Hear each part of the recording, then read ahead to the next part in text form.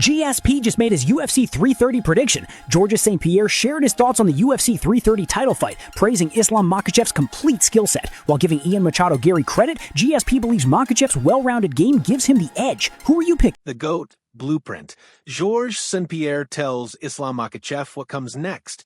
Islam Makhachev is one win away from doing something almost no one in the sport has ever managed to pull off cleanly, and the scariest part is he hasn't even needed to rush it. On August 15th, the man who just walked into welterweight and took the belt off Jack Della Maddalena will step into the octagon for UFC 330 to defend that title for the very first time, and he's doing it against one of the most confident, most vocal challengers on the roster in Ian Machado Garry. This is the fight that could either cement Makhachev as an all-time great across two divisions or hand Garry the single biggest resume win of his career. There is no middle ground here, and that's exactly why this matchup has fight fans talking. Here's the thing that makes this moment even bigger than it looks on paper. Makhachev hasn't competed since he dethroned Della Maddalena back in November. That's a long layoff for a champion, especially one who was reportedly deep in negotiations to headline a massive card earlier this year against Ilia Topuria, a fight that fell apart, according to Makhachev himself, because of money. So instead of chasing a super fight that never happened, he's back doing what he does best, defending a title, this time in a new weight class in the biggest fight promotion can build around him. And that brings us to the conversation everybody in MMA loves to argue about. Who is the real greatest of all time? For years, the majority of fans have pointed straight at Jon Jones. Dominant, dangerous, a career full of highlight reel finishes and legacy-defining wins. But even Jones himself has been talking about Makhachev lately, and not in a dismissive way. Jones has openly ranked him as the best fighter competing in the sport right now, putting him right up there next to his own name at the top of the pound-for-pound conversation. When a fighter with Jones's resume says that about you, it means something. It means the sport is starting to see Makhachev the way Makhachev has clearly seen himself for a while now. Of course, Jones and Makhachev aren't the only two names that get thrown into this debate. Georges St-Pierre, Anderson Silva, Demetrius Johnson, these are the legends fans still bring up whenever the GOAT question comes around. And interestingly enough, it's GSP, the man widely regarded as the greatest welterweight to ever compete, who just gave his own breakdown of what Makhachev needs to do next. According to GSP, Makhachev's biggest advantage heading into UFC 330 is just how complete his game is. His grappling in particular stands out as the separator, the tool that could let him control adopted range specialists like Garry from bell to bell. GSP made it clear that grappling is the department where Makhachev holds the cleanest edge, and it's likely the exact path he'll lean on inside the octagon. But then GSP said something that really turned heads.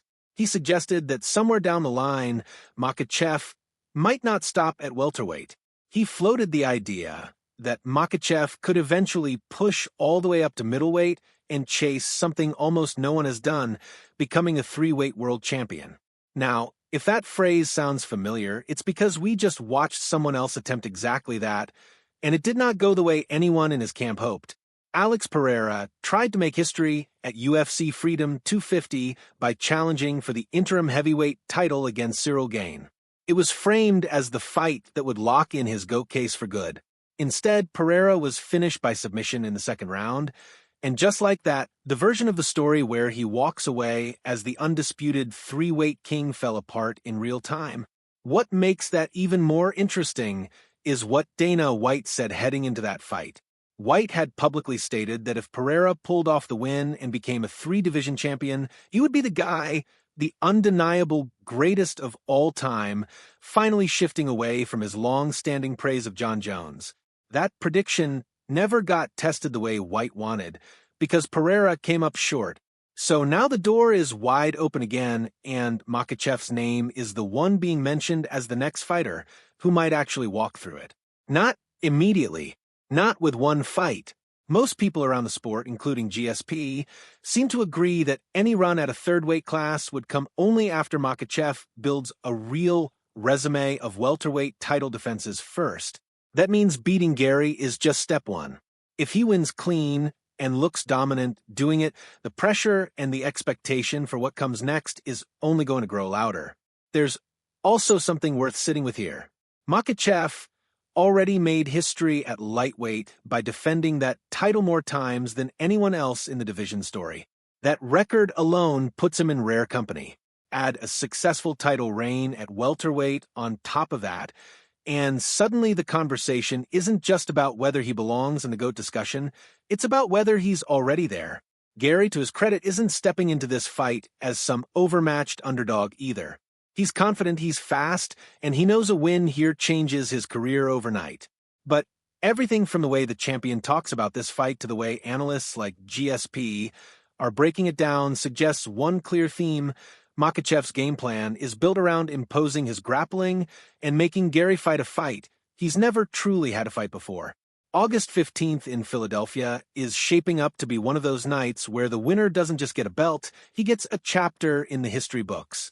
If Makhachev handles business the way he usually does, expect the three-weight champion talk to get a whole lot louder heading into his next title defense. And if Garry pulls off the upset, the entire GOAT conversation gets rewritten overnight in a completely different direction. Either way, UFC 330 isn't just another title defense. It's a fight that could quietly decide how history remembers this era of mixed martial arts.